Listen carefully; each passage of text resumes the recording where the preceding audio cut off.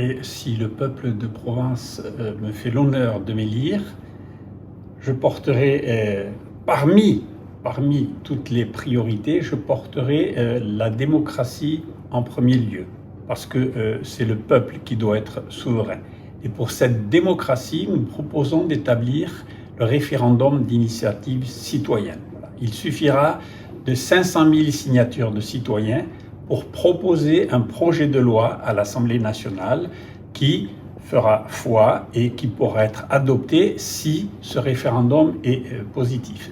Alors, ce sera un moyen de rétablir la démocratie parce que beaucoup de Français se sentent isolés, ils ne se sentent pas représentés à l'Assemblée nationale et là, ils pourront participer directement en proposant une loi qui, si par référendum elle est acceptée, elle sera pérenne. Ce ne sera pas comme par exemple le référendum de Lisbonne en 2005 qui a été remis en question par le gouvernement et finalement la voix du peuple n'a pas été entendue. Alors ça c'est l'un des projets, il y en a beaucoup d'autres bien entendu, mais c'est un projet qui nous tient à cœur pour défendre la démocratie en France. Parmi les projets clés que je voudrais porter en cette période de sécheresse, en cette période d'incendie, de canicule, il y a un sujet qui m'importe particulièrement et c'est la question de la gestion de l'eau.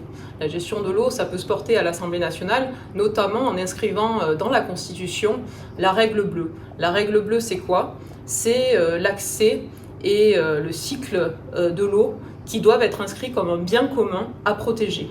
Ça passe évidemment par une rénovation de tout le canal de distribution où 50% de l'eau s'évapore. Ça passe aussi par des tarifications progressives selon les usages, mais la question de l'eau est essentielle pour notre territoire et donc c'est un combat que je veux porter pour nous toutes et tous.